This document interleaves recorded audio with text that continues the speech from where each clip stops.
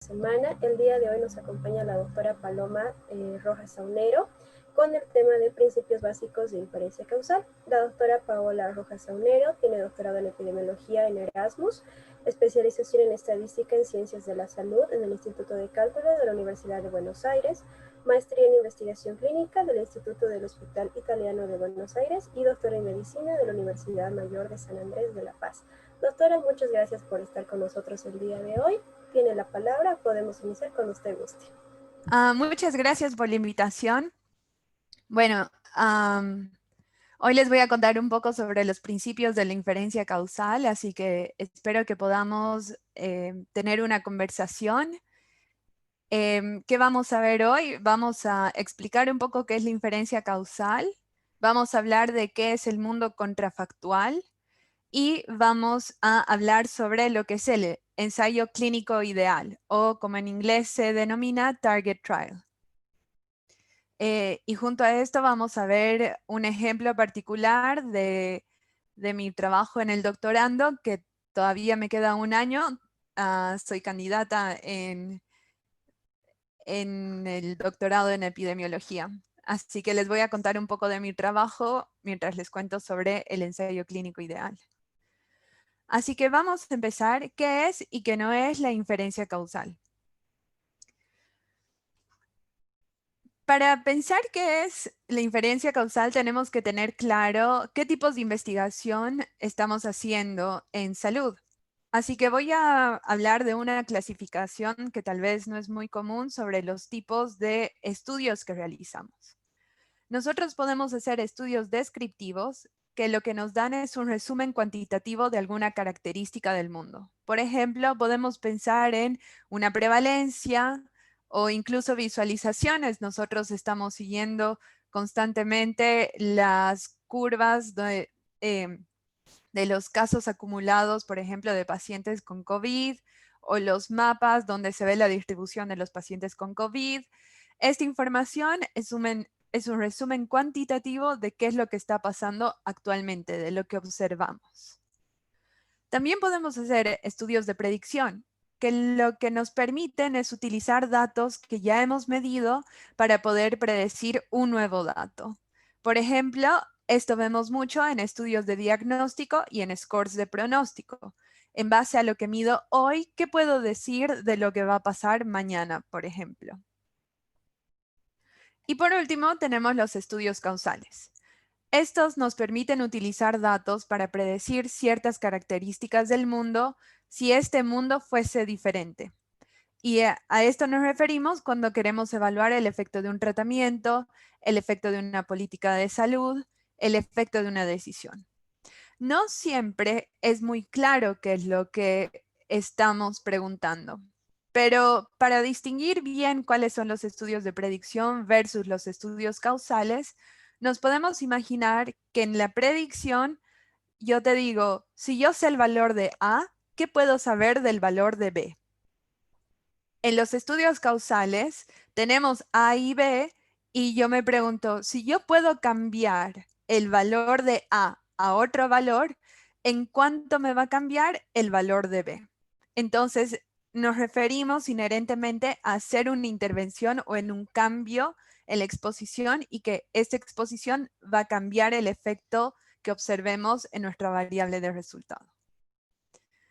Entonces, ¿qué pasa con los estudios de asociación, que es lo que en general vemos publicado?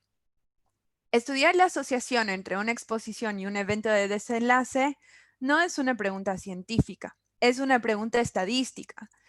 Hemos visto, ustedes seguramente han visto a lo largo del curso, han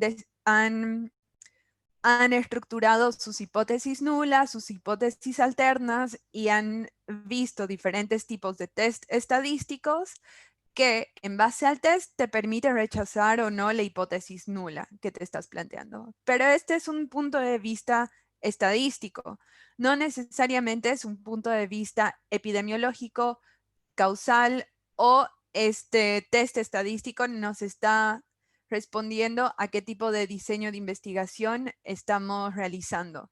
O sea, no nos va a decir si es descriptivo, predictivo o causal.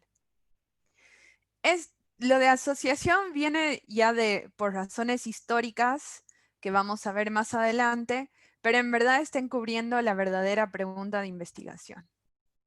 Así que les voy a proponer que hagamos un ejercicio de mirada crítica donde vamos a evaluar un paper que se ha publicado hace unos años en el European Journal of Heart Failure.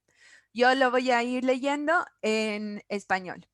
Este estudio se trata del consumo de chocolate y el riesgo de falla cardíaca en el estudio de la salud de médicos.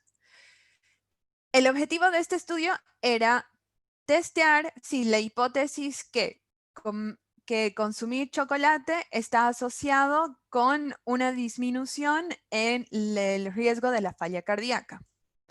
Entonces vamos a leer qué es lo que dicen en relación a cómo midieron la variable de chocolate.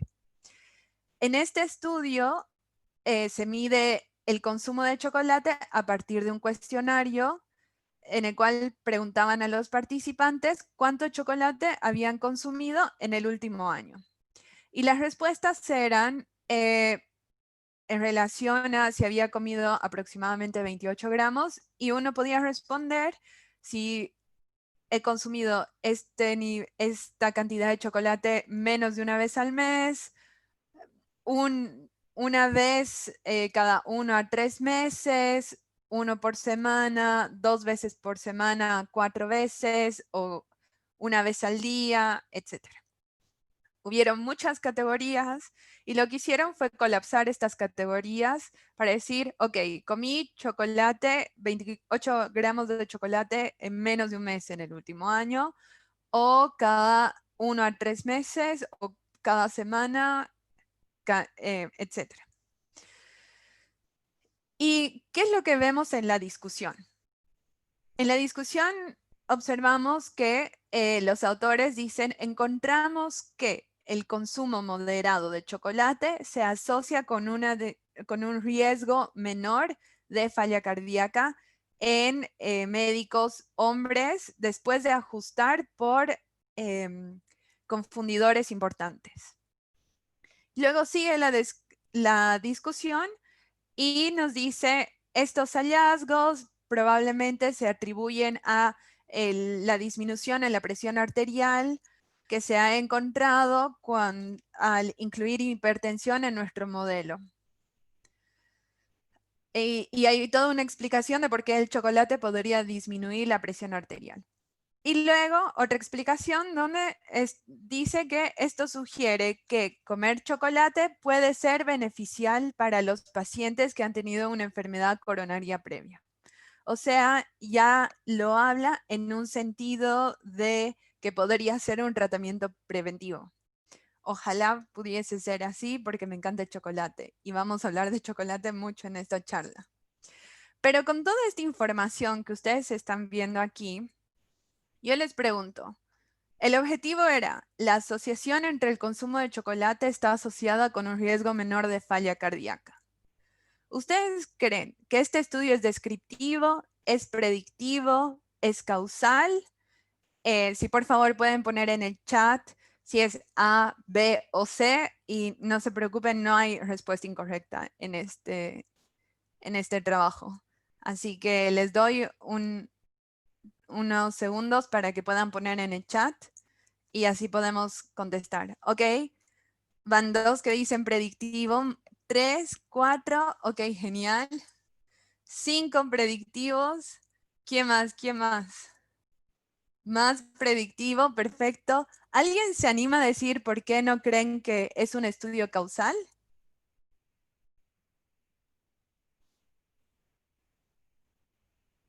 Alguien, no sé si pueden levantar la mano y les podemos dar la palabra o si quieren escribir en el chat o no sé si por Facebook Live, pero ¿alguien se anima a decir por qué predictivo y por qué no causal o por qué no descriptivo?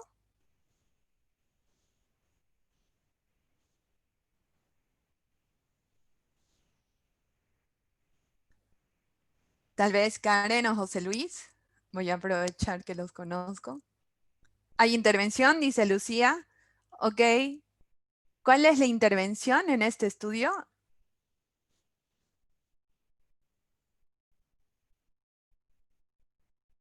Darles chocolate. Ok. Genial. Entonces va por ahí, ¿no? O sea, idealmente, claro, darles chocolate y estudiar cómo responden. Genial, muchas gracias, Lucía, por compartir tu respuesta. Vamos a ir desenredando todo esto, porque en verdad, como les decía, no hay ninguna pregunta, no hay ninguna respuesta correcta, porque en verdad, al hablar solo de asociación, no nos está diciendo cuál era el objetivo real de este estudio, ¿no? O sea, parten de que habían recolectado información de cuánto chocolate consumían estos médicos y los siguen en el tiempo para ver si habían desarrollado falla cardíaca o no. Y asumen que al ajustar por confundidores estaban estimando un efecto que luego le podían atribuir como al resultado le pueden atribuir una plausibilidad biológica, como que está disminuyendo la presión arterial, y también terminan como con implicaciones de tratamiento o implicaciones terapéuticas en el que podría estar disminuyendo la falla cardíaca en pacientes con enfermedad coronaria previa.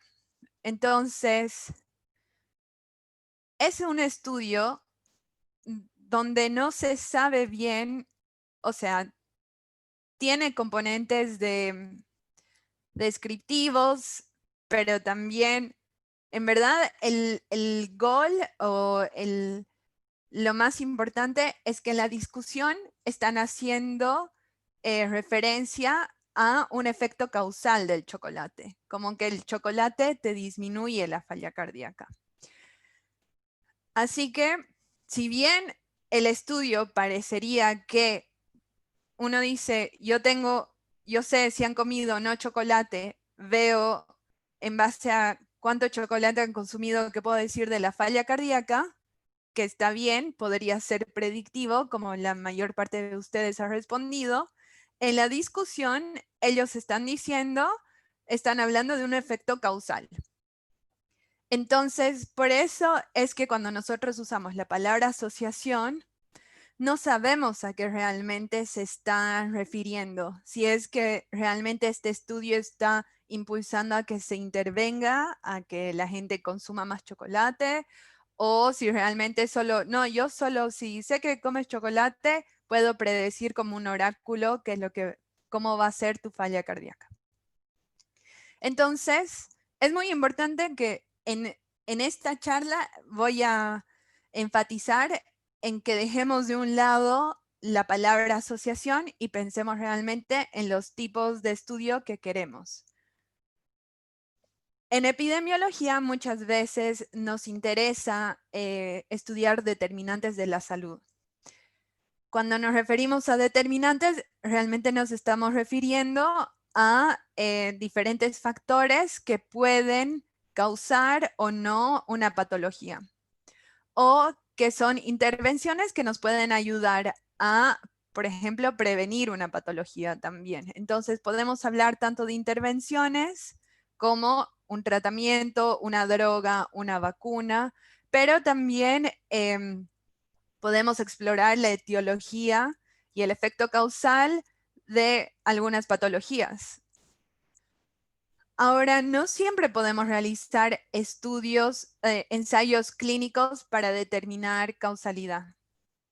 Muchos hitos de la epidemiología han sido a partir de estudios observacionales, como evaluar fumar y el riesgo de desarrollar cáncer de pulmón. En este caso, en ningún momento hubiese sido ético pedirle a la gente que fume y a otro grupo que no fume.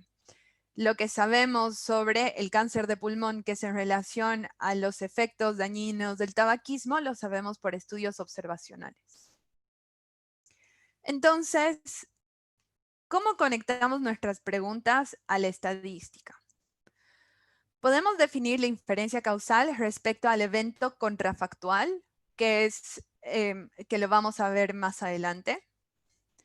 podemos pensar en la inferencia causal a partir de la emulación de un ensayo clínico hipotético, o lo voy a llamar el ensayo ideal, o que viene del inglés target trial. En verdad no hay todavía una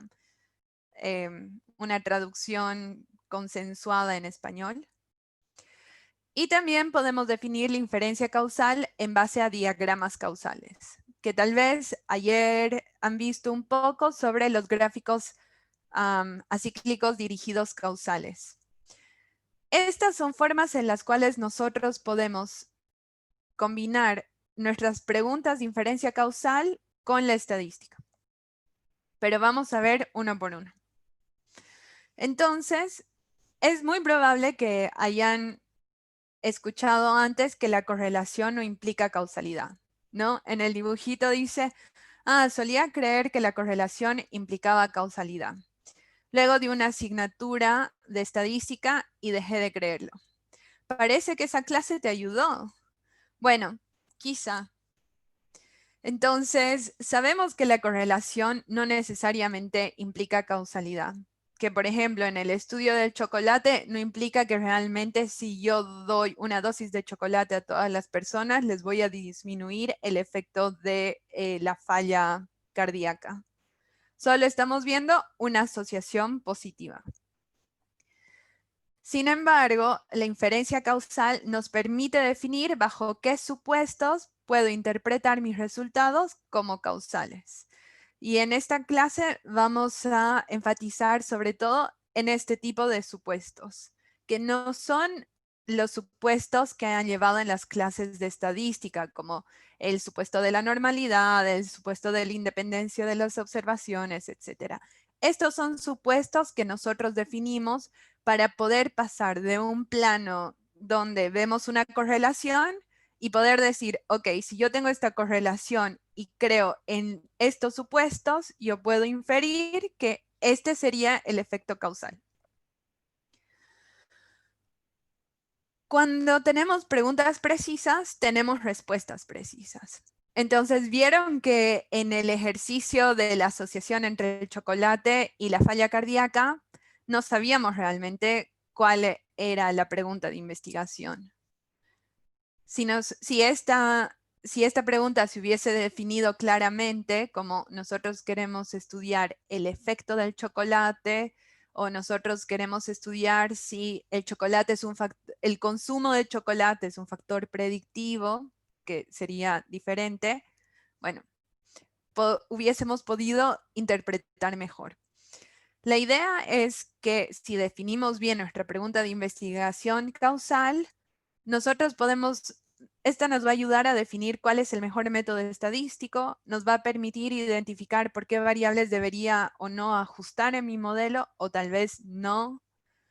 Me va a permitir explicar mejor cómo interpretar los resultados a mis colegas. Me va a permitir evaluar si realmente confío en que un resultado publicado diga que A causa I, como lo hemos visto anteriormente. Y también me va a permitir pensar en qué datos debería recolectar a futuro para acercarme más a poder responder esta pregunta causal. Entonces, hablemos de qué es el mundo contrafactual. Aquí tengo una imagen de Homero, como se lo muestra en la televisión. Y vamos a imaginarnos que el contrafactual de Homero sería Homero con muy atleta. Cuando nos referimos al mundo contrafactual, nos estamos refiriendo a los acontecimientos que no han sucedido en el universo que nosotros observamos, pero que sí podría haber ocurrido. O sea, tal vez en un mundo hipotético, Homero podría llegar a tener abdominales y pectorales. Aunque mi esposo me dice, eso jamás hubiese pasado en ningún mundo. Pero bueno, o sea, la idea es que en un mundo distinto podría verse este acontecimiento. Pero en el mundo que nosotros observamos, en el mundo factual, bueno, lo que vemos es, en este caso, un Homero sedentario, voy a dejarlo así. Entonces, vamos a hacer un ejemplo con el chocolate. Y para esto ya tenemos que combinar nuestras preguntas de investigación con la notación matemática, pero van a ver que es relativamente sencilla y no va a ser más que eso. Por ejemplo, yo puedo decir que A es igual a 1, o sea, mi variable A es igual a 1 si comí chocolate. A es igual a 0 si no comí chocolate. Y es igual a 1 si aprendí estadística. Y es igual a 0 si no aprendí estadística. Y con la A chiquitita y como superíndice es el evento contrafactual bajo A. La A que yo observo es igual a mi A en el mundo contrafactual. Vamos a verlo con más calma. La idea es que, por ejemplo, el efecto causal individual, partiendo de comer chocolate permite aprender estadística, es que si yo hubiese comido chocolate, yo hubiera aprendido estadística. Entonces, el evento de desenlace en el mundo contrafactual en el que comí chocolate es igual a aprender estadística. Ahora, si yo no hubiese comido chocolate, no hubiera aprendido estadística. Es decir, que mi Y, que es mi evento, dado que en el mundo contrafactual yo no comí chocolate, sería que no hubiese aprendido estadística. Y lo que yo observo en mis datos es, ok, comí chocolate, aprendí estadística. Pero la verdad, porque me encanta el chocolate, no les puedo decir si realmente hubiese aprendido estadística si no hubiese comido chocolate. Ese es el mundo contrafactual que no lo sé porque no lo observé, que podría haber pasado, pero que no lo observé porque en el mundo real comí chocolate todos los días que estudiaba estadística. Casi todos los días. Entonces, A es igual a 1 y mi Y es igual a 1. Entonces, la forma gramatical en cómo yo estoy expresando mis preguntas son enunciados contrafactuales. Si hubiese comido chocolate, hubiera aprendido estadística. Si no hubiese comido chocolate, no hubiese aprendido estadística. Por consistencia, y este es uno de los supuestos más importantes de la inferencia causal, dado que existe consistencia, si yo comí chocolate y aprendí estadística, implica que lo que yo observo es igual a lo que hubiese observado en el contrafactual, dado que comí chocolate, cuando lo que observo es que comí chocolate. O sea, que en mi mundo real está pasando lo mismo que en el mundo contrafactual donde yo hubiese comido chocolate. Implícitamente estamos asumiendo que es una intervención bien definida, o sea, que estoy dejando claramente a qué me refiero con comer chocolate, que en este caso puede ser una barrita del Seibo todos los días antes de estudiar, o una bolsita de arrocitos del Seibo, que me encantan y hasta ahora tengo. Y bueno, que no hay interferencia es, por ejemplo, que esta bolsita de arrocitos que comía todos los días para estudiar estadística, mi hermana, por ejemplo, no me sacaba arrocitos o no comía además otro tipo de chocolates porque alguien me invitaba. O que cuánto coma yo de chocolate dependía de cuánto chocolate había en mi casa porque otras personas lo compraban. Entonces, la interferencia tiene más que ver con cómo la intervención de uno está afectada por lo que le puede estar pasando a personas cercanas a uno, por ejemplo.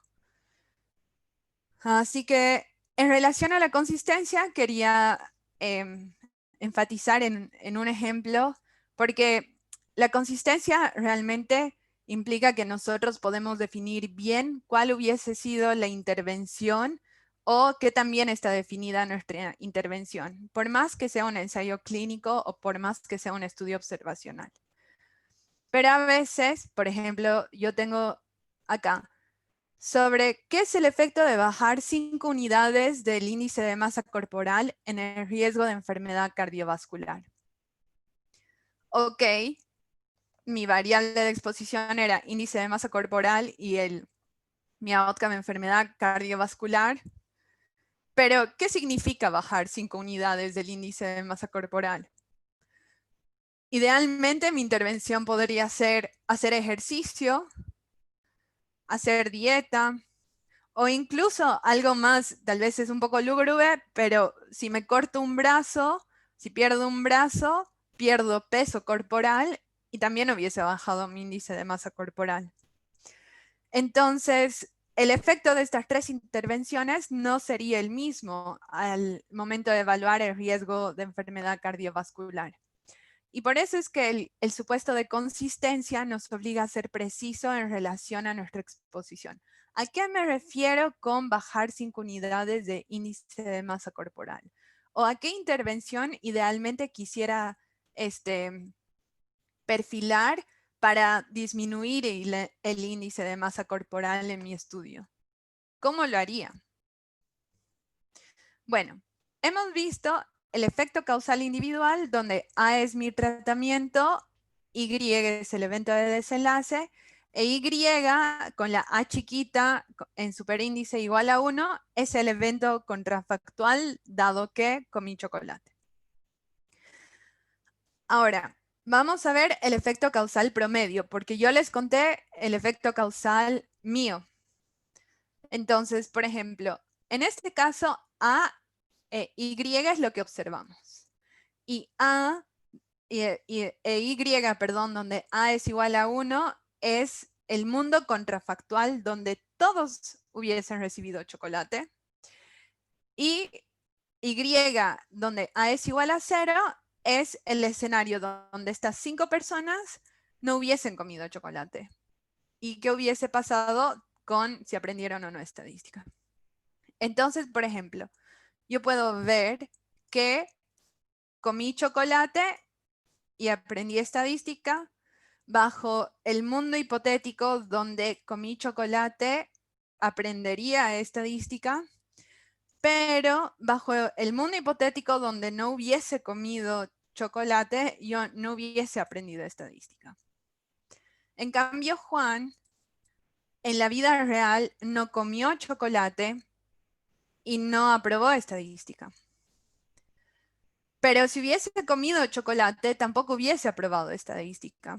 Y si no hubiese comido chocolate, tampoco hubiese aprobado estadística en el mundo contrafactual. Rosa, en cambio, comió chocolate y aprobó estadística. En el mundo contrafactual, comiendo chocolate, aprobó estadística, pero si ella no hubiese comido chocolate en el mundo contrafactual, ella igual hubiese aprendido estadística. Y así con Diego y Lalo también vemos un efecto distinto al que el que observamos del que hubiese sido en sus diferentes contrafactuales. Podemos decir que a nivel individual, en mi caso, sí hubiese habido un efecto causal. O sea, yo comía chocolate, me iba bien, no como chocolate, me va mal. En cambio, en otras personas no vimos el efecto causal de chocolate porque independientemente de comer o no, me fue mal, o independientemente de comer o no en los mundos contrafactuales, igual me hubiese ido bien. El problema es que en la vida real nosotros no sabemos qué hubiese pasado en el mundo contrafactual. Solo sabemos lo que observamos. Y en base a lo que observamos podemos saber uno de nuestros contrafactuales por la consistencia, pero no sabemos qué hubiese pasado en el otro mundo contrafactual. Entonces, lo que podemos sí hacer es estimar en promedio cuál hubiese sido el efecto causal promedio, dado que algunas personas comieron chocolate y otras no comieron chocolate. Entonces, vamos a ver que la hipótesis nula es la hipótesis nula Sharp significa que para cada individuo en el estudio, el tratamiento no tiene un efecto en el evento de desenlace. O sea, para ninguno no hubiésemos visto efecto. Y ahí podríamos decir que realmente comer chocolate no afecta aprender o no estadística. O tenemos la hipótesis nula promedio, donde te puedo decir, en promedio, el tratamiento no tiene efecto en el evento de desenlace. Entonces es el promedio, dado que todos comieron chocolate, versus el promedio de a cuánta gente le fue bien en estadística, dado que no comieron chocolate. Podemos evaluar este efecto como una diferencia de riesgos. Por ejemplo, si toda la población de estudio hubiese sido tratada, ¿cuál es el riesgo del evento? El riesgo del evento sería X unidades más que si nadie hubiese sido tratada durante el periodo de estudio. O podríamos tener un riesgo relativo causal, donde si toda la población de estudio hubiese sido tratada, el riesgo del evento sería X veces más el riesgo que si nadie hubiese sido tratada durante el periodo de estudio. Es súper importante que siempre definamos el periodo de estudio de nuestro estudio. Y así como con el riesgo relativo, también podíamos haber estimado el odds ratio causal.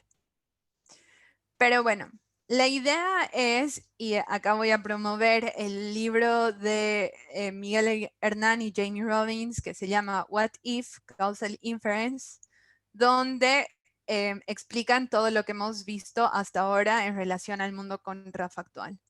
Y cómo nosotros en la vida real tenemos una población de interés donde tenemos un grupo de personas tratadas y un grupo de personas no tratadas, pero a nosotros lo que queremos es estimar en base al efecto en quienes observamos si esto hubiese sido igual al efecto en el cual toda la población de interés hubiese sido tratada versus si toda la población de interés no hubiese sido tratada. Entonces, para resumir esta parte de los eventos contrafactuales, el efecto causal es la comparación entre dos contrafactuales. Por ejemplo, dado que el valor de I, dado que todos recibieron A, menos el valor de Y, dado que nadie recibió A. Es imposible observar más de un estado contrafactual en una persona. Solo podemos ver el estado contrafactual de lo que hemos realmente observado. Con la inferencia causal podemos ser claros sobre cuáles son los supuestos que tienen que cumplirse para que nuestros estimados sean igual al efecto causal. Hasta ahora hemos visto el supuesto de consistencia, donde yo estoy definiendo claramente cuál era mi intervención, cómo iba a suministrar el chocolate, por ejemplo, qué tipo de chocolate, a qué hora, la dosis, y que no hay otro tipo de chocolate, por ejemplo, comer un Sublime no hubiese sido lo mismo. Y lo mismo en relación al índice de masa corporal, que nosotros podemos decir, ok, bajar 5 unidades de índice de masa corporal en verdad es hacer ejercicio al punto de disminuir tanto el peso, etc. Y retomando un poco lo que vieron en la clase de ayer, definimos como sesgo cuando la asociación no implica causalidad. O sea, cuando lo que observamos en nuestro estudio no es igual a lo que hubiésemos observado en el mundo contrafactual. Antes de ir al ensayo clínico ideal, ¿alguien tiene una pregunta? Porque sé que este es un tema un poco abstracto, o diré muy abstracto. En el chat, o Karen, José Luis. Voy a tomar un.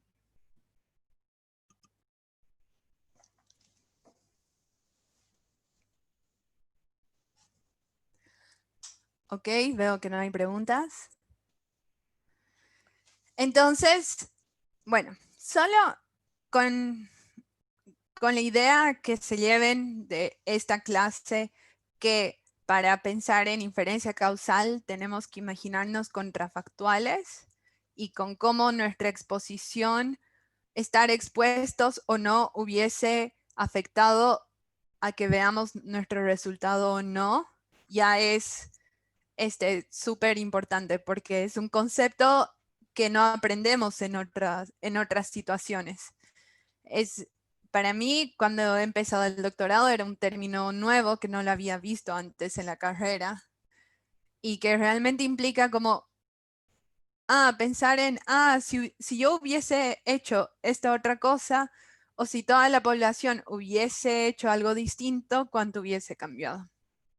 Y si les sirve como para engancharlo mejor con qué es lo que está pasando en la actualidad, hemos visto muchos modelos de simulación, simulaciones para ver cuánto incrementaría la curva de casos o no bajo diferentes intervenciones hipotéticas en las cuales, ok, si se mantuviese un lockdown estricto, esta sería la curva. O si no hiciésemos un lockdown completamente, la curva sería mucho más alta. O si hiciésemos un lockdown tal vez estratégico en algunas zonas o no como se hizo, ¿cuál sería el número de casos?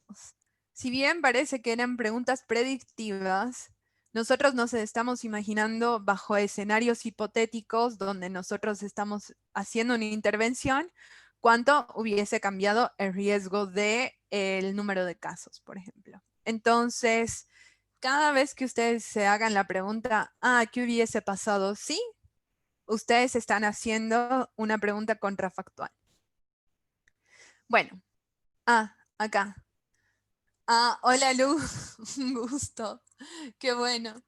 Entonces, vamos viendo qué es el ensayo clínico ideal. Porque en verdad, un ensayo clínico aleatorizado es un experimento en el cual los participantes son aleatoriamente asignados a una de las estrategias de tratamiento. El ensayo clínico ideal no tiene pérdida de seguimiento, tiene adherencia completa a la rama asignada durante la duración del estudio y es a doble ciego, o sea, ni los investigadores o los participantes saben quiénes fueron asignados. Ahora, ¿por qué un ensayo clínico ideal donde se siguieron todo el protocolo a rajatabla es ideal? Porque en este escenario la correlación sí va a implicar causalidad. Bajo este diseño, comparar el promedio observado del evento bajo cada una de las ramas de tratamiento es igual a comparar qué hubiese pasado si todos hubiesen recibido un tratamiento versus el otro. Por más que 50% haya tenido el tratamiento A y el resto hubiese tenido el tratamiento B, por la aleatorización y el doble ciego y que todos siguieron el tratamiento, nosotros podíamos decir, ok, esto es igual a, o bajo estos supuestos podemos decir que esto hubiese pasado si todos hubiesen recibido el tratamiento A versus si todos hubiesen recibido el tratamiento B. Ahora vamos a ver un ejemplo. Quiero saber cuál es el efecto de tomar estatinas en el riesgo de recurrencia de enfermedad tromboembólica a 5 años. De forma equivalente, podríamos decir, ok, quiero los resultados del ensayo clínico ideal, donde los participantes serían aleatorizados a tomar estatinas todos los días, a menos que tengan una contraindicación, versus no tomar estatinas, que podría ser otro tipo de tratamiento, dieta o un placebo. Los participantes serían seguidos por 5 años hasta ver o hasta donde se desarrolle el evento. Y asumiendo que todos siguieron el tratamiento a rajatabla durante el seguimiento y que nadie se perdió, podemos estimar el efecto al comparar qué pasó en cada rama. O sea, yo comparo la gente que tomó estatinas versus las que no y puedo estimar el efecto causal en este ensayo clínico. Ahora, hay dos tipos de intervenciones. Hay intervenciones fijas en el tiempo, como las vacunas, y acá solo les voy a mostrar como un pantallazo lo que son los gráficos acíclicos dirigidos, porque no es un tema que voy a tocar en profundidad en esta clase, pero tal vez en otro momento lo podemos hacer. La idea es que solo tengo una versión de A, que es la vacuna, por ejemplo, y tengo Y, que es tener o no una infección. Entonces, ahora estamos viendo mucho sobre, todos estamos a la expectativa de los ensayos clínicos aleatorizados de una vacuna para el COVID-19. Pero, por ejemplo, en vacunas que ya se vienen utilizando, sabemos que tal vez hay personas que reciben la vacuna porque tienen más comorbilidades o son personas que son mayores, que son mayores de edad, entonces, o que tienen cierta fragilidad, etcétera, y que son a las personas que se va a priorizar la vacuna. Entonces, cuando nosotros veamos el efecto de la vacuna en el desarrollo de una infección, tenemos que considerar todos los confundidores, que los denomino como L, que están asociados tanto a recibir la vacuna como a tener la infección. Entonces, tenemos que medir estos confundidores porque tenemos que bloquear el efecto el efecto que es como una vía que va de A a L y a Y, que es el efecto en el cual se está confundiendo la asociación que a nosotros nos importa, que es entre A e Y. Pero a la vez, muchas de las intervenciones o exposiciones que nos interesan son dinámicas en el tiempo o sostenidas. Es tomar un medicamento todos los días o hacer, por ejemplo, algún cambio en el estilo de vida como hacer deporte. No es solo te aleatorizo hacer deporte o no. Es, ok, yo quiero estimar el efecto de hacer deporte todos los días o 3 veces por semana en 5 años y ver cómo esto me cambia el riesgo, por ejemplo, de enfermedad cardiovascular. Ahora, en este caso, A ya no es solo una A, es, por ejemplo, la medicación en el momento cero de la aleatorización, por ejemplo, la medicación en el siguiente tiempo, A1. Y sabemos que en la vida real, muchas veces las intervenciones pueden estar afectando que nos den o no otras comorbilidades. Por ejemplo, en el caso de si una persona está tomando un tratamiento y este tratamiento, por ejemplo, afecta el riñón, al tiempo siguiente uno ve qué es lo que está pasando con el riñón y decide o no cambiar o mantener el tratamiento en el punto siguiente. Entonces, el problema es que podemos tener confundidores que surgen o que cambian en el tiempo también. Y estos confundidores son más difíciles de manejar con métodos tradicionales. Ya volviendo a lo que es el lenguaje de la inferencia causal, cuando aprendemos cómo estimar efectos causales, ya sea con cualquier diseño de estudio, necesitamos un lenguaje formal para la causalidad. Estos lenguajes son, entre comillas, matemáticos, como el lenguaje contrafactual que ya hemos visto, donde sabemos, por ejemplo, que la Y con el superíndice se refiere al mundo contrafactual, cuando la A mayúscula se refiere a lo que realmente estamos observando. Tenemos los diagramas causales, como el que hemos visto en la anterior diapositiva, que realmente lo que nos están mostrando se puede traducir en ecuaciones.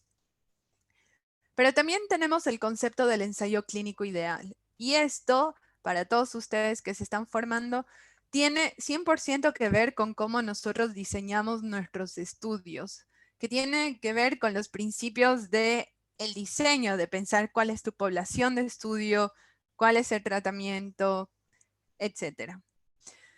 Así que la definición del ensayo clínico ideal está atada al lenguaje de inferencia causal. Si puedes describir el ensayo ideal, puedes describir lo que realmente quieres estimar.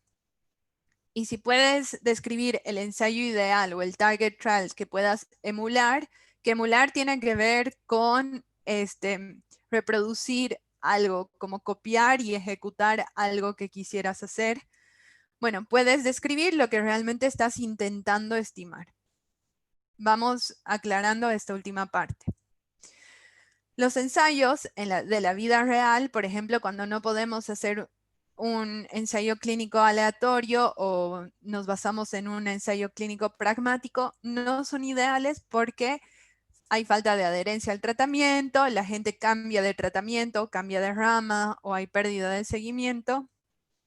Pero la verdad es que estos ensayos nos permiten contestar preguntas que no pueden contestarse con ensayos clínicos aleatorizados, porque no sería ético, como el caso de fumar y cáncer de pulmón.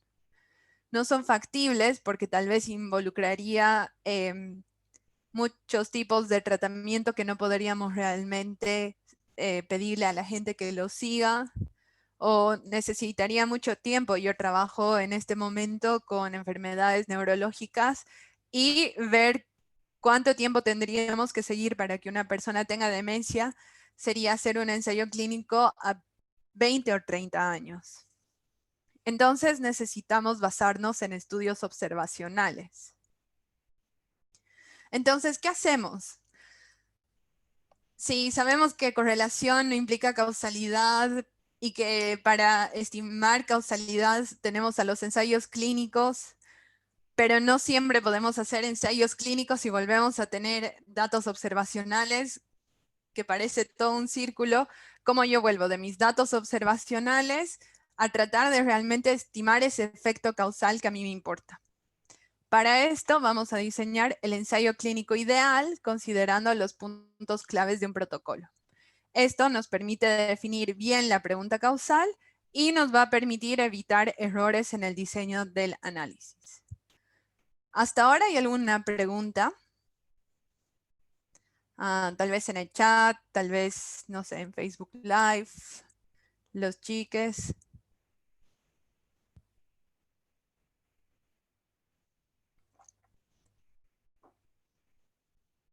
Ok, no veo ninguna pregunta. Bueno, les voy a contar de un estudio que recién, por suerte, está en prensa para publicarse en la revista de European Journal of Epidemiology y por suerte lo van a poder leer en español porque está como en suplemento en versión en español. Este es un estudio que he realizado durante mi doctorado y lo que tratamos es de emular con datos observacionales lo que sería un ensayo clínico, el ensayo clínico ideal. Este trabajo se llama Intervenciones hipotéticas para disminuir la presión arterial y el riesgo de accidente cerebrovascular y demencia, que también les voy a mostrar. A ver, José Luis dice en Facebook Live, un evento factual y contrafactual es exclusivamente un evento dicotómico. Ok, perfecto. Esa es una muy buena pregunta, en verdad, porque nosotros estamos considerando que si tengo A, o sea, por ejemplo, si comí chocolate, me va a ir bien en estadística. Como Y es igual a 1 si me fue bien en estadística o Y es igual a 0. Pero en verdad sabemos que muchas cosas también son en base a una probabilidad. Entonces, que no es así determinístico como sí o no, o evento dicotómico sí o no, sino que también están dentro de una distribución o que es una probabilidad. Entonces, lo que nosotros estamos haciendo es simplificando, pero no necesariamente implica que sea un evento dicotómico, el evento factual o contrafactual. Puede ser también una probabilidad. Ese es muy buen punto. Muchas gracias. Y dice, no se podría pensar en que los contrafactuales implican múltiples eventos por persona. Bueno, lo mismo, o sea, podría ser en la escala de 0 a 1 la probabilidad de tener un cierto evento o no, y nosotros estamos reduciendo a los extremos de la probabilidad, que es 0 probabilidad o 100% de probabilidad. O también podría ser una situación donde el evento no sea dicotómico, tipo me pasó, por ejemplo, aprobé o reprobé, o podría ser un evento de aprobé, tengo que volver a repetir el examen, o desaprobé completamente, por ejemplo. Y el evento no necesariamente tiene que ser dicotómico, también podría ser continuo, como el peso al nacer, por ejemplo. O no sé, el peso a los 6 meses en un bebé. Y mi intervención es darle lactancia materna exclusiva versus no darle lactancia materna exclusiva desde el nacimiento hasta los 6 meses. Y evalúo el peso a los 6 meses en los bebés. Entonces, en ese sentido, mi evento contrafactual va a ser el peso y el efecto promedio de la lactancia materna exclusiva o no, va a ser en verdad el promedio del peso de los recién nacidos que estuvieron aleatorizados a tener lactancia materna exclusiva versus los que no tuvieron lactancia materna exclusiva. Entonces, sí, el evento no necesariamente puede ser dicotómico, puede ser un evento continuo, y por otro lado, si es un evento, nosotros estamos simplificando el evento dicotómico a la probabilidad extrema, pero también podría ser tomado como una probabilidad que no sea solo 0 o 1. Genial. Muy buenas preguntas. Perfecto. Entonces, bueno, vamos a continuar con el estudio. En este estudio nos interesaba saber cuál era el riesgo de accidente cerebrovascular y demencia en base a intervenciones hipotéticas. ¿Por qué? Porque sabemos que la presión arterial sistólica, que a partir de ahora le voy a decir PAS, disminuye el riesgo de ACV, pero todavía se está evaluando cuál es su efecto en la reducción del riesgo de demencia. Pero los ensayos clínicos se han enfocado en personas de alto riesgo cardiovascular. O sea, las guías de ACV y las guías de demencia se han basado en ensayos clínicos donde han evaluado el efecto de tratamientos en la presión arterial en grupos de riesgo muy alto.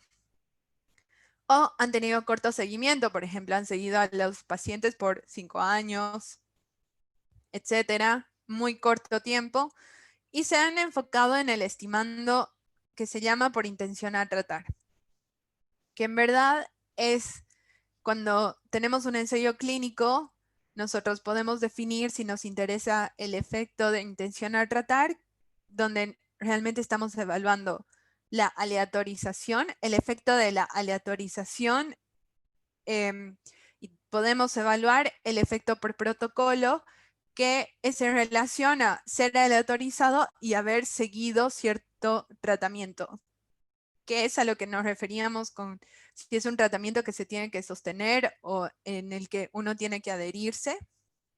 O sea, no es solo aleatorizarse para tomarlo, sino es realmente ver el efecto de las personas que siguieron y fueron adherentes al tratamiento. Bueno, hay muy poca evidencia sobre cuál es el efecto sostenido de las intervenciones que disminuyen la presión arterial sistólica en una población más general. Entonces, nuestro objetivo fue estimar el efecto sostenido de las intervenciones hipotéticas que disminuyen la presión arterial sistólica en el riesgo de ACV y demencia a 15 años de seguimiento. Y para esto lo que vamos a hacer es emular el ensayo clínico ideal. Entonces, yo tengo que partir de definir las secciones del protocolo de un ensayo clínico, del ensayo clínico que a mí me hubiese gustado hacer. Entonces, tengo que definir en mi población de estudio los criterios de elegibilidad, por ejemplo, que sean menores de 80 años, que al ingreso no tengan deterioro cognitivo, no hayan tenido ACV, demencia u otras enfermedades que disminuyan el deterioro cognitivo. Y yo, en base a mis datos observacionales, voy a emular este ensayo clínico cumpliendo estos mismos criterios de inclusión, y además le agrego que tengan un score del Mini-Mental Score basal mayor a 26, por ejemplo. Luego voy a definir las estrategias de tratamiento. La primera es el curso natural. O sea, si yo no hubiese intervenido en mi población, ¿cuál sería el efecto cuál sería el riesgo de ACV o de demencia? Y este va a ser el brazo con el que voy a comparar. Una intervención podría ser mantener la presión arterial debajo de 120 milímetros de mercurio durante los 15 años de seguimiento. O sea, cada vez que una persona tenía la presión arterial mayor a 120, yo la reduzco para que se mantenga siempre en menos de 120. Otra estrategia podría ser mantener la presión arterial sistólica menor a 140 durante todo el seguimiento del estudio. Otra intervención es, en vez de reducir bruscamente, por ejemplo, a una persona de 180, que en el día que le observé tenía 180 y tal vez o 200, y no podemos bajarle tan bruscamente a 120, entonces que sea, ok, bajar en un 20% del valor actual si es mayor de 140 milímetros de mercurio. Entonces es una disminución proporcional en relación a tu valor actual, que tal vez es más realista a bajar bruscamente a todos debajo de 120 o debajo de 140. Otra intervención que es dejar de fumar y una intervención combinando la 3 y la 4. Luego definimos cuál sería el seguimiento de nuestros participantes. Diría desde el ingreso, donde te recluto, hasta 15 años de seguimiento o el año en el que desarrollas ACV, demencia o muerte. Y para emular con los datos observacionales tenemos que considerar este mismo seguimiento y que tengo esta misma información y que además en este caso, tal vez es un detalle muy técnico, tuve que simular las visitas a las que iban, que eran similares a las reales en el estudio de Rotterdam. El evento sería ACV y demencia como dos análisis diferentes y el contraste causal es qué hubiese pasado si todos adhirieran al tratamiento durante 15 años, que sería semejante al efecto por protocolo. Y en la emulación es exactamente esto lo que quiero estimar y por lo tanto tengo que considerar tanto variables confundidoras al ingreso del estudio como las variables que son confundidoras a través del tiempo. Este estudio lo hicimos en base a una corte muy grande que hay en Rotterdam, donde vivo actualmente, donde de casi 8,000 personas, 490 cumplían con los criterios del estudio ideal, del ensayo ideal que estaba diseñando. Mucha de la información vino recolectada de los cuestionarios que se realizaron al ingreso del estudio y durante el seguimiento que fue en distintos años. Y los eventos de desenlace vienen de distintas fuentes porque vienen tanto de los cuestionarios como de el vínculo con la historia clínica electrónica, con los reportes, registros de la municipalidad, etc. Y solo para que tengan una idea, el 57% eran mujeres y la edad promedio al ingreso era de 66 años. 57 tenía historia de hipertensión, pero solo 27% tenía medicación para hipertensión al ingreso al estudio. Y 24% eran fumadores activos. Teníamos la información en relación a si era fumador activo, si había sido fumador previamente o si nunca hubiese fumado.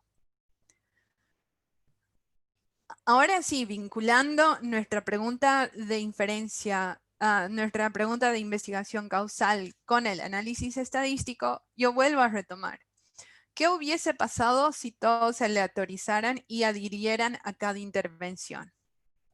Para esto utilizamos no sé cómo decirle en español, pero sería como la G-fórmula paramétrica que nos permite contemplar los confundidores que cambian en el tiempo. Como les había mostrado, imaginándonos que es la presión arterial sistólica que va definiendo que una persona tenga otro tipo de eventos, eventos cardiovasculares, o por ejemplo, si la presión alta decide cambiar sus hábitos y dejar de fumar también, o disminuye el colesterol porque se decidió cuidarse. O sea, hay muchas cosas que si uno cambia la presión arterial sabe que pueden influir o desencadenar otros efectos que luego a la vez van a afectar en la presión arterial sistólica el siguiente año, por ejemplo.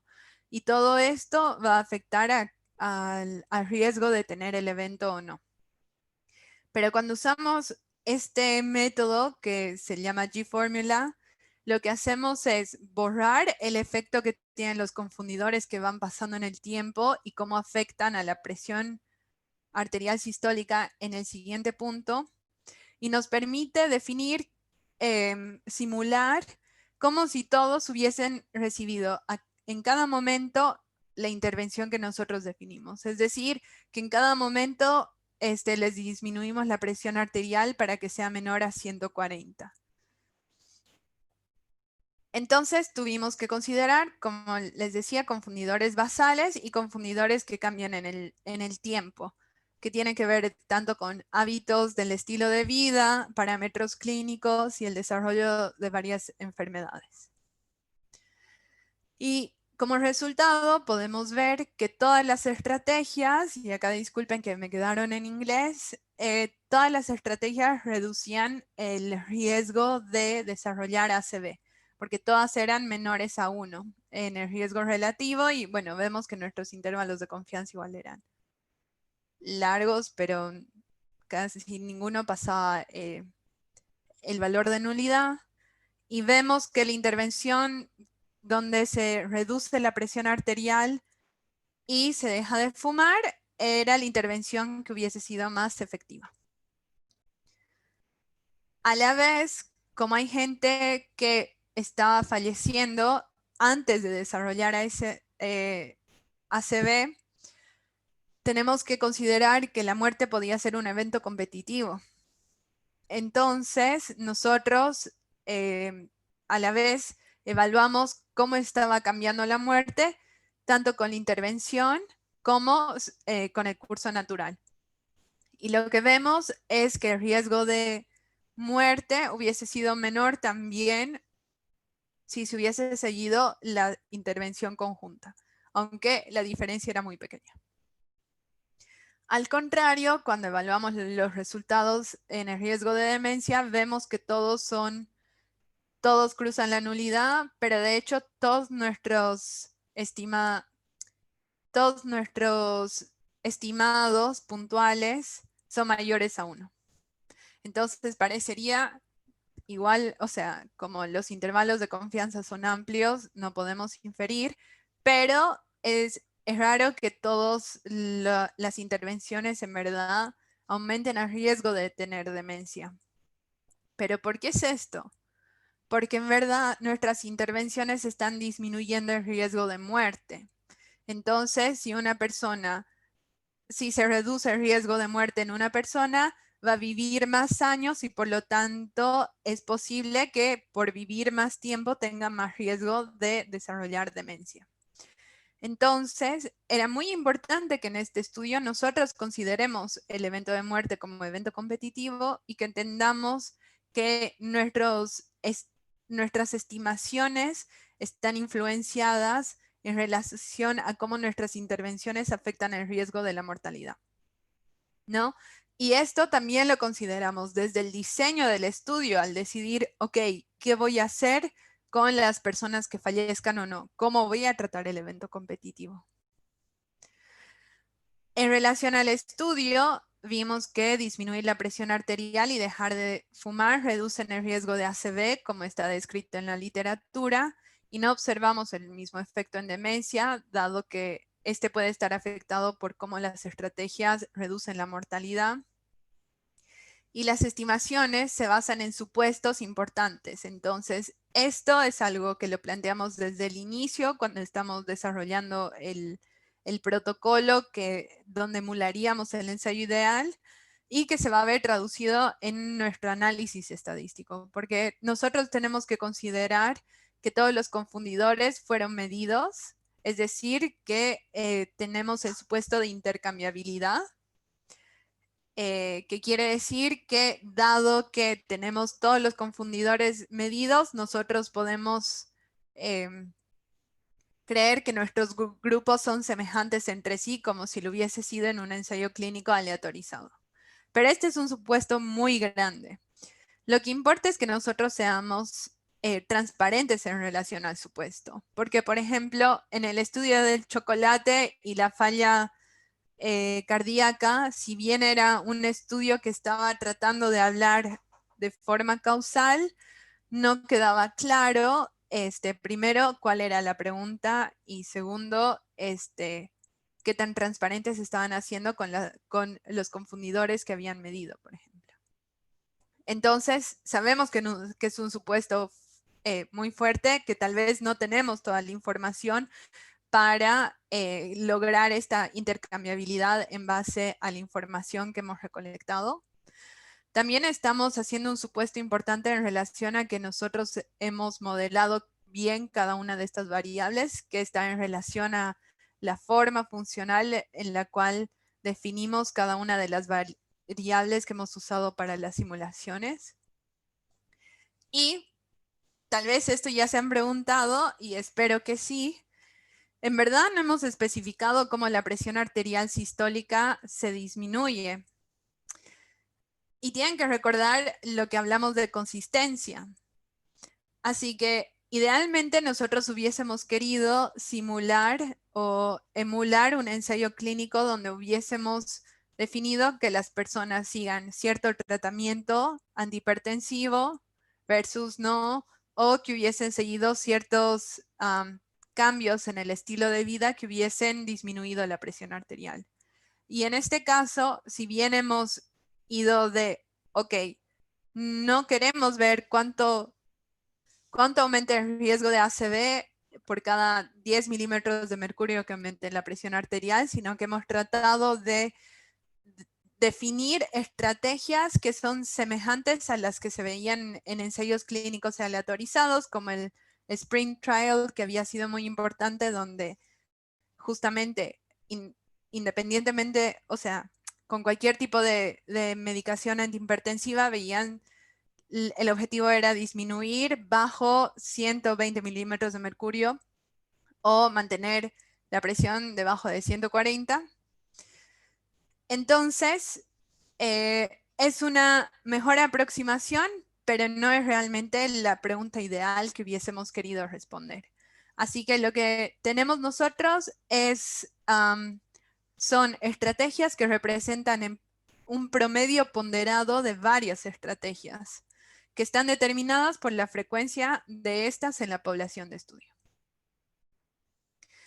Así que antes de, bueno, eso era en relación a ese estudio, y ya para cerrar, quería dejarles algunos mensajes para que se lleven a casa, o bueno, espero que estén en casa, o para que los reflexionen más en casa, es que tenemos que ser claros con las preguntas de investigación que estamos haciendo.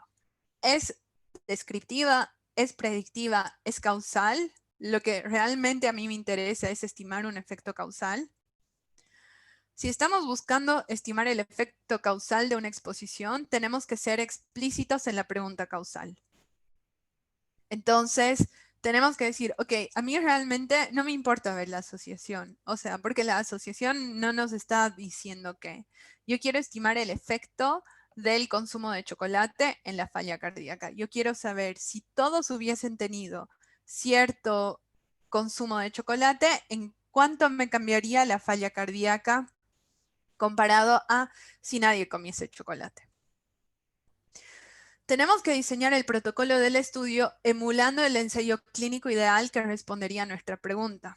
Es decir, tenemos que pensar cuál es la población de interés, cuáles serían los criterios de elegibilidad al ingreso del estudio, cuáles son los tratamientos que realmente me importarían evaluar, las ramas, y luego cuál cómo voy a seguir a los pacientes, qué información voy a colectar en relación al seguimiento. Y por último, cuál sería el efecto que a mí realmente me importa estimar. Por ejemplo, si es el efecto de intencionar tratar o es el efecto por protocolo, que sería como el efecto sostenido de mantenerse adherente a una estrategia en el tiempo, que sí va a estar tal vez un poco condicionado en si tenemos información recolectada de forma longitudinal o si tenemos información recolectada tal vez de, de forma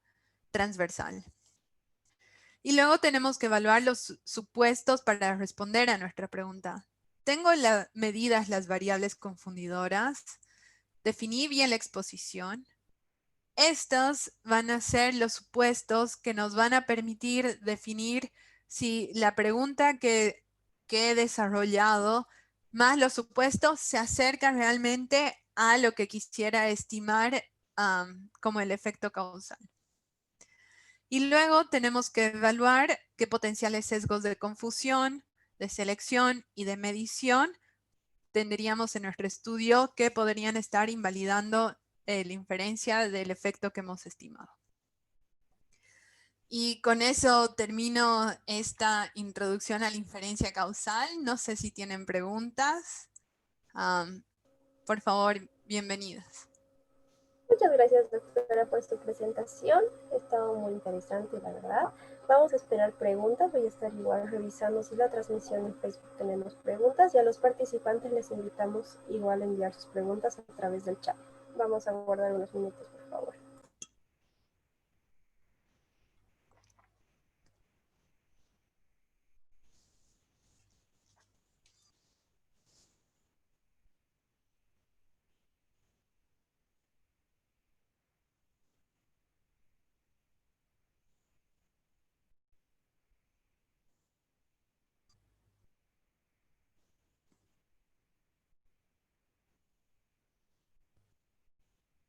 Mientras tanto, dejo mi contacto. Si tienen alguna pregunta o quieren saber más del tema, o me pueden escribir por mail o contactarme por Twitter también.